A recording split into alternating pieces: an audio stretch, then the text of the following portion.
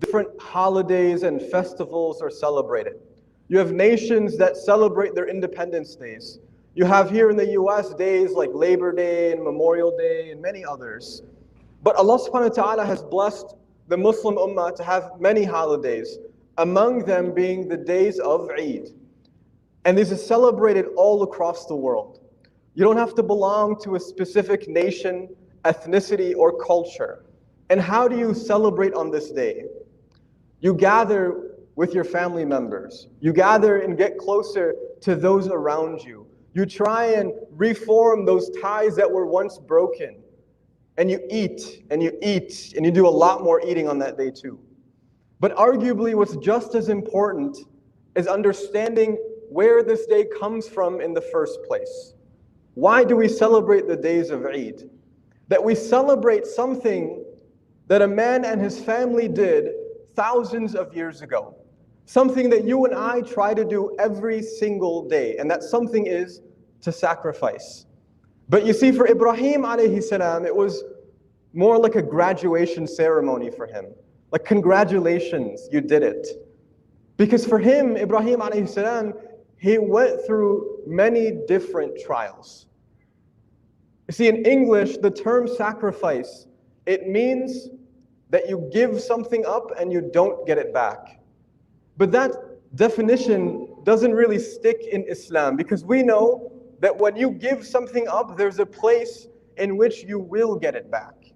So as we go through, the purpose of today is to go through some of the trials of Ibrahim alayhi salam, not just to summarize them, but to build this definition of what it means to sacrifice, to build that definition through the trials of Ibrahim alayhi salam. Allah subhanahu wa ta'ala starts his story off as a child, where he's growing up and he challenges everything. He challenges all the norms of his society. Everything that they present to him, he challenges all of that around him. And it's not something that he does which is socially correct, and it's not politically correct, and it's shocking coming from such a young child. And this part of the story, it reminds me of a different story, of the youth of the cave.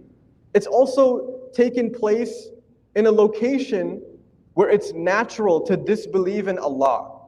And the only people to question everything around them, the only people to find that true belief, to find truth, were the young people. And why is that so shocking? Because naturally, young people are the ones who actually just want to fit in. The concept of acceptance. Young people are the ones who don't want to dress differently from other people because I don't want to look weird, right? I don't want to eat different foods. I want to eat the same foods that people around me are eating. Why? Because my food, it may smell different, it looks a little bit different, it's not the same, right? Maybe I talk a little bit differently because I'm a little ashamed of my own native language in public. And so peer pressure, it dictates all of the decisions that you make. And it's at this same age that Ibrahim alayhi salam is willing to stand up and challenge everything around him, even if it means that he gets ridiculed in the process, even if it means that he has to challenge his own father. Because his father is doing something wrong. His father is building idols. And Ibrahim alayhi salam, he knows that he's correct and his father is wrong, so he has to correct him. Within our own homes, within our own families, we have people who are doing the wrong thing. Whether it be elders or young people, we may have people who are also doing the wrong thing. Maybe someone you know is cheating in school. Whatever the situation is, but we may have people who are doing wrong things, but we hesitate to correct them. Why? Because it's my friend. No, it's my mom. How can I correct her?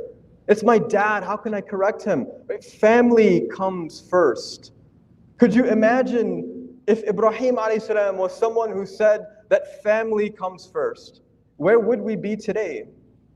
And then what we learn from this trial is we celebrate on this day, on the days of Eid, the dedication that Ibrahim alayhi salam had to truth, had to justice, had to Allah.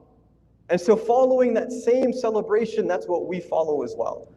And we move forward a little bit more. Ibrahim alayhi salam, he grows up a little bit. And the trials, they get more intense.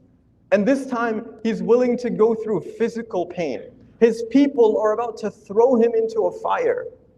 You and I are not being thrown into fires, but we are constantly under fire. We are in social fires as we're being pressured and critiqued from all around us. And sometimes we get to a point where we don't even know if we can handle the heat.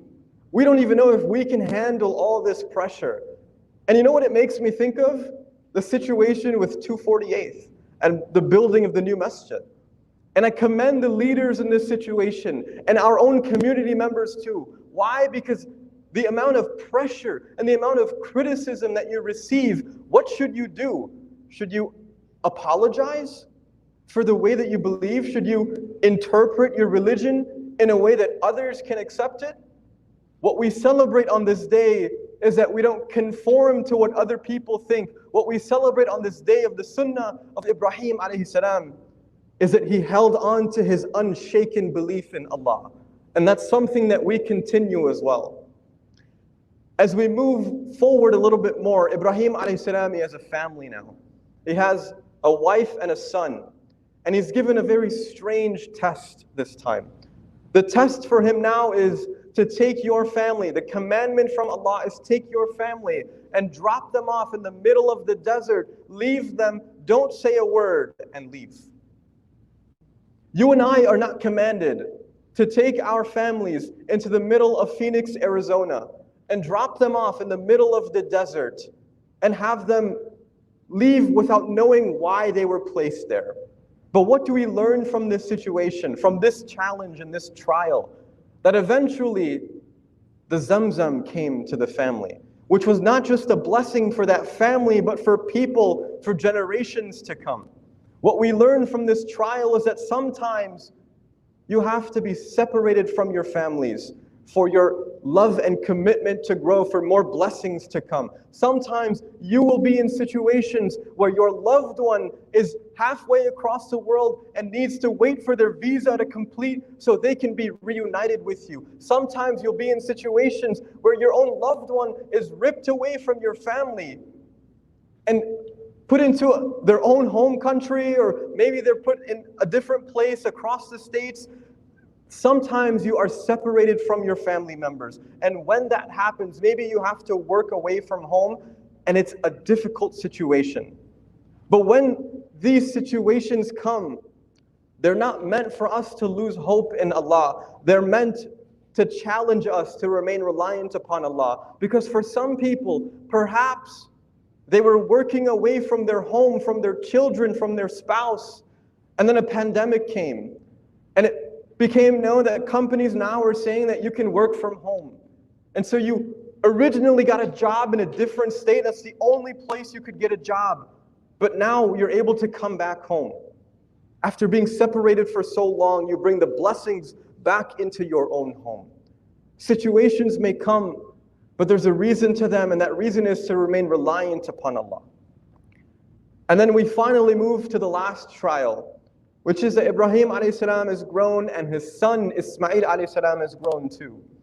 And this commandment comes to Ibrahim alayhi salam in which he has to sacrifice his son. And he goes to Ismail alayhi salam and he tells him what Allah has commanded him to do. And Ismail alayhi salam could have reacted in many different ways.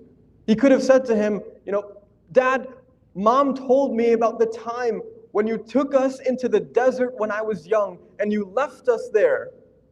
Right? Why are you after us? Why do you keep coming after me? But he reacted in a different way. He says to his dad, do as you're told. Insha'Allahu min as-sabirin, that Allah will keep me patient as this happens. What do we learn from this trial? What we learn is that sometimes your family may be put into uncomfortable situations. Sometimes uncomfortable situations will come to your family. But why? What do you learn from that? The why comes from the result, which is that eventually Ismail alayhi salam is replaced with a ram. This trial When your family is put into an uncomfortable situation, it's not just about the commitment and trust and belief that Ibrahim alayhi salam had. It's not just his commitment to that commandment. But what else is it about? It's about the growth in trust and belief in Allah that Ismail alayhi salam had too. It's about his willingness to go forward with it too. You know, one of my favorite superheroes is Superman. And there's one of the stories of Superman is that he has a family one day, a wife and 2 kids. And they live in a city called Metropolis. And the city is all run and gun, it's very busy, big high school the kids go to, they're very famous. And eventually one day, the parents decide, Superman decides that his family is going to move back home to a place called Smallville. Very small farm town. And what happens to the kids? They become people who went from being those who were jocks in high school and just caring about themselves and worrying about football to people who understand the sacrifices that others make around them. Like the sacrifices that people make to push their families forward. When you make sacrifices, we mentioned at the very beginning that we will redefine what it means to make a sacrifice. Sacrificing is not that you give something up. Sacrificing is not that you leave things behind. Sacrifice means to build yourself up. Sacrificing means to push yourself forward, to push your family forward. That's what it means to make a sacrifice. We ask Allah subhanahu wa ta'ala to make us of those people who can sacrifice for ourselves, our families, and those who are close around us. And we ask Allah subhanahu wa ta'ala to make us of those people who are rewarded for our sacrifice. قولوا قولي هذا واستغفر الله لي ولكم ولسائر المسلمين فاستغفروا إنه هو الغفور الرحيم.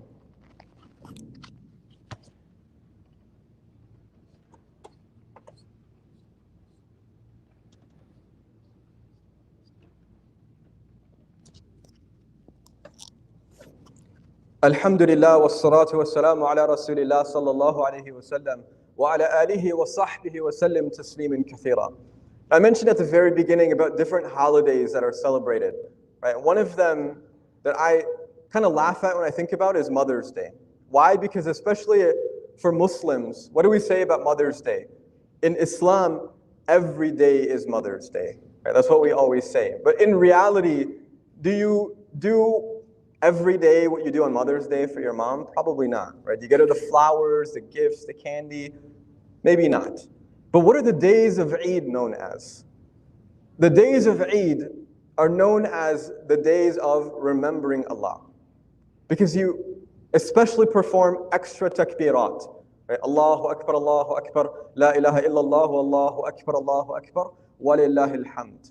You perform the extra remembrance of Allah. But I'm here to tell you something special. And that something special is that every day can be Remember Allah Day. I had to do it. I had to say it. How can every day be Remember Allah Day? It's not just that every day throughout the day you are doing dhikr of Allah, you're saying Allahu Akbar all throughout the day. What does it mean to remember Allah all throughout the day? It means to make it a lifestyle. It means that as you speak with your tongue, you speak with Allah, you speak with remembering Allah in your tongue. What does that mean? It means that you try not to swear. It means that you try not to say negative things. It means that you try not to bring people down with your words. It means that you uplift them, that you say positive things. That's what it means to remember Allah in your tongue. And remember Allah in your actions. What does it mean to remember Allah in your actions? To remember Him in your heart. That you do actions in a positive manner. Like for example, when you see something on the ground, that's an obstacle for someone. Maybe someone steps on it and could get hurt. Someone else that may come after you saw it, but maybe someone else didn't. And so you decide to pick that obstacle up and move it out of the way, saving someone else. That's doing it with the remembrance of Allah. So when we consider the days of Eid as days that are meant to remember Allah, remember that you can remember Allah every single day. And how do you do so? Through your words and through your actions. We ask Allah subhanahu wa ta'ala to make us of those people who remember Him every single day. And we ask Allah subhanahu wa ta'ala to make us of those people who remind others, who allow us to be reminding others of Allah subhanahu wa ta'ala as well. And we ask Allah subhanahu wa ta'ala to make us of those people who are people of Jannah. We ask Allah subhanahu wa ta'ala to make us of those people who are sacrificing every single day to make us better today than we were yesterday, better tomorrow than we are today. And we ask Allah subhanahu wa ta'ala to be of those people who are raised on pillars of light. إن الله وملائكته يصلون على النبي يا أيها الذين آمنوا صلوا عليه وسلموا تسليما اللهم صل على محمد وعلى آل محمد كما صليت على إبراهيم وعلى آل إبراهيم إنك حميد مجيد اللهم بارك على محمد وعلى آل محمد كما باركت على إبراهيم وعلى آل إبراهيم إنك حميد مجيد ربنا آتنا في الدنيا حسنة وفي الآخرة حسنة وقنا عذاب النار عباد الله رحمكم الله إن الله يأمر بالعدل والإحسان وإيتاء ذي القربى وينهى عن الفحشاء والمنكر والبغي يعظكم لعلكم تذكرون أقيموا الصلاة